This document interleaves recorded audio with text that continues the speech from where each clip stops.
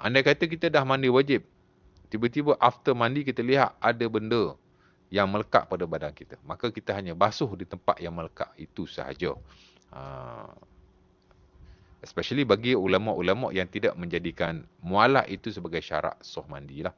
Kerana kita tak nafi, sebagai ulama kata mualak dalam mandi ni wajib. Mana bila kita mandi, after kita mandi, after a while, maybe 5 atau 10 minit, selepas itu 15 minit, kita tengok ada kawasan yang tidak kena air. Maka kita kena mandi wajib balik. Ini bagi orang yang melihat mualak itu wajib. Yang standard dalam mazhab Hambali umpamanya, dia mewajibkan mualak. Kita wudu sebahagian di rumah, kaki nak basuh di masjid, tidak sah di sisi mereka.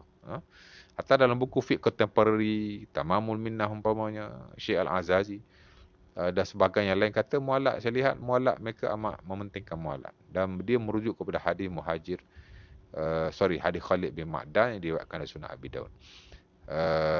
Ada juga hadis Ibnu ada lagi hadis yang lain. Tapi sebahagian juga melihat mualak itu tidak wajib. Umpamanya standard mazhab Syafi'i, mualak itu tidak wajib. Maksudnya kalau kita berwuduk sebahagian di rumah, sebahagian di surau. Ada lapang masa yang banyak. Sekurang-kurangnya kering air pada badan kita, maka dia tidak mensyaratkan. Mana tidak mengapa. Walau bagaimanapun kita amat digalakkan supaya berwuduk pada waktu yang sama, at the same moment. Mak Saleh katakan, mana wuduk A sampai Z bagi habis at the same time. Mandi wajib pun sama, jangan buat separuh sana, separuh sini. Kalau kita buat macam tu, dia jadi tak ada mualak. Ini jarang berlaku lah, dan kalau boleh kita elakkan. Mandi wajib mungkin tak berlaku lah, tapi kalau wuduk mungkin berlaku. Kita dah wuduk di rumah, kaki nak basuh di masjid. Sebab ingat datang masjid pun kena basuh kaki lagi kan, kaki kotor duduk berjalan. Kalau boleh sempurnakan wuduk di rumah. Mari masjid surau nak basuh kaki, basuh lah. Tapi sempurnakan di rumah. Bagi jalan sempurna mualak itulah. Mana bagi clear. Walaupun ulama tidaklah sepakat, tapi kita jaga ibadah. Kerana Nabi SAW tidak pernah berwuduk secara berasingan. Walaupun ada juga Ibnu Umar dalam Sahih Bukhari secara mu'allaq hadisnya, tidak, dia bukan hadis yang musnad. Tapi ada dilakukan oleh beliau, di mana beliau wuduk separuh di kedai, separuh di rumahnya. Jadi ulama melihat. Sebab itu Imam Syafi'i fatwa lama dia kata mu'allaq ni wajib. Kerana dia hanya melihat hadis yang diriwayatkan oleh Khalid bin Ma'dan. Tapi bila dia jumpa asar daripada Ibnu Umar berkenaan, dia merubah fatwanya menjadikan mualak itu tidak wajib. Tapi ada ulama masih berkeras mengatakan bahawa mualak itu wajib. Jadi asal kesimpulannya kita jaga mualak, walaupun berlaku khilaf, tapi kalau berlaku juga, kita dah mandi, after a while kita lihat ada tempat yang tidak kena air. Maka kita hanya basuh di kawasan itu saja, nak memudahkan. Takkan nak mandi balik kot. Aku mazhab Syafi'i, aku mazhab Hambali ni wajib mualak ni, gilah mandi balik. Tak ada siapa larang pun. Tapi dalam konteks nak memudahkan, dia kata cukup untuk kita membasuh tempat yang tidak kena air saja. Kadang-kadang kita lupa, tengah mandi-mandi lupa nak basuh kan, lubang pusat ke lupa nak basuh, lubang telinga ke, tu tengok telinga aku ni kering je. Sebab itu sebelum kita mandi wajib digalakkan kita berwuduk secara sempurna terlebih dahulu. Dan itu adalah sunnah Rasulullah SAW, jangan ditinggalkan sama sekali.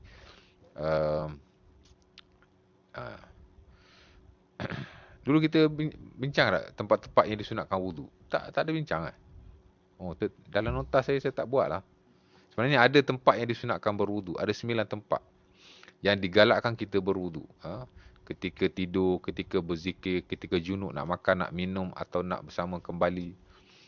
Ketika setiap kali nak semayang, tajdid wuduk. Ketika sama juga ketika sebelum mandi wajib. Itu adalah tempat-tempat yang digalakkan kita berwuduk. Dipanggil al-mawadi' al-mustahabah lil wuduk. Tempat-tempat yang digalakkan untuk kita berwuduk. Ada 9 tempat. Setelah kita makan makanan yang dimasak dengan api, al-wudu mimma masatin nar, berdasar pada hadis Jabir dan Sunan Abi Daud. Berwuduk selepas makan daging unta, bagi orang yang melihat daging unta ni makan tak batal wudu. Dia ada 9 tempat menurut hadis-hadis Nabi yang sahih, yang amat-amat digalakkan kita berwuduk. Patut saya tak masuklah nota lah yang tu. Tapi nota itu penting tu. Tapi nanti kita bincang lepas mandi nantilah. Baik, nak habis yang ni. Kemudian kat mana tadi? Mualak tadi kan. Kalau nak dikira khilaf, memanglah kita disuruh meraihkan khilaf, tapi dalam hal ibadah ni kita ambil yang terbaik. Kan? Walaupun untuk beramal untuk diri sendiri, kita ambil yang terbaik. Ambil pendapat yang paling kuat, pendapat yang paling dipilih oleh para ulama, dan hatta kalau kita nak ambil dalam konteks mazhab Syafi'i sekalipun, ambil yang paling rajih. Dan itu yang ditegakkan oleh ulama kita, Al-Imam Ibn Hajar dalam Tuhfah, dinukilkan balik oleh Al-Imam Al-Khazra'i umpamanya. Ulama-ulama kita dalam konteks mazhab Syafi'i umpamanya juga menegaskan bahawa kalau nak bagi fatwa dan qada mesti dengan pendapat yang paling rajih. La yajuzul ifta' walal qada' illa birrajih. Tak boleh memberi fatwa atau pendapat melainkan dengan pendapat yang paling rajih. Kerana fatwa atau pendapat kepada manusia keseluruhan dia mesti pendapat yang kuat. Kerana ada kemaslahatan kepada mereka di situ. Tapi kalau nak beramal untuk diri sendiri, boleh ambil yang marjuh melihat kepada kekuatan diri kita. Umpama kata Asy-Sya'rani, al-aqwa ya'khudz bil qawi. Al-qawi ya'khudz bil aqwa, ad-dha'if ya'khudz bil adhaf. Kadang-kadang orang yang kuat dia boleh ambil pendapat yang kuat. Orang yang lemah dia ambil pendapat yang lemah. Maka melihat kepada keadaan diri kita sendiri. Kalau kita nak beramal untuk diri sendirilah. Tapi kalau nak keluarkan satu fatwa yang rasmi, pendapat yang am, mesti mengambil pendapat yang rajih. Itu yang diputuskan oleh ulama-ulama keseluruhan. Hatta dalam konteks mazhab Syafi'i sendiri, itu penegasan yang dibuat oleh ulama kita. Sama lah konteks wudu dan mandi wajib. Kita walaupun ada khilaf di kalangan para ulama tentang mualat, meraihkan mualat itu lebih baik dan lebih dekat kepada sunnah kerana Nabi tidak pernah berwuduk secara berasingan dan tak pernah mandi wajib kerana berasingan. Jadi mualat tu kita jaga. Cuma dalam setengah-setengah keadaan, bila berlaku begitu, mungkin kita ambil lah mualat tu sebagai bukan syarat lah kepada sah mandi wajib. Dalam kita dah mandi semua tadi, tiba-tiba ada terlupa ataupun ada benda yang menyebabkan air tidak sampai. Maka kita basuh sekadar tempat yang tidak kena itu saja. Kita meraihkan khilaf, tapi dalam setengah-setengah keadaan, kita ambil yang terbaik. Dan dalam setengah keadaan yang lain, kita ambil yang agak lemah sedikit lah kita kata. Memang saya cenderung mengatakan bahawa mualat ni wajib dalam ibadah. Wuduk baik, mandi wajib baik. Cuma dalam setengah-setengah keadaan, bila dah macam emergency, kita ambil pendapat yang lebih mudah. Itu juga amat-amat digalakkan. Sama dengan kita kata tertib lah. Kalau nak ikut tertib ni, tidak semua ulama sepakat. Especially wuduk kan. Sebagai ulama kata tertib tidak wajib. Yang standard dalam mazhab Maliki, yang standard dalam mazhab Hanafi, tertib tak wajib. Dan sebagai sahabat Nabi pun kata tertib tak wajib. Tabi'in pun sebahagian daripada mereka tertib tak wajib. Saya melihat senarai salaf di kalangan sahabat Nabi, tabi'in yang ramai juga yang kata tertib dalam wuduk tidak wajib. Walau bagaimanapun kita tak lihat juga orang Maliki atau orang Hanafi. Saya semayang pernah semayang, bukan kata pernah lah, selalulah semayang di Masjid Hanafi ni. Surau Mabau Huda umpamanya. Dia surau Hanafi tu. Tapi kita lihat orang-orang daripada India, hatta imam dia pun datang daripada India, bila dia ambil wuduk, kita tak tengok pula dia ambil wuduk tunggang terbalik. Kan? Kadang-kadang perbincangan dari sudut teoretikal saja. Tapi once kita pergi kepada praktikal, itulah wuduk yang dilakukan oleh mereka. Maksudnya tak beza bab wuduk ibadah ni apa-apa pun. Sama saja.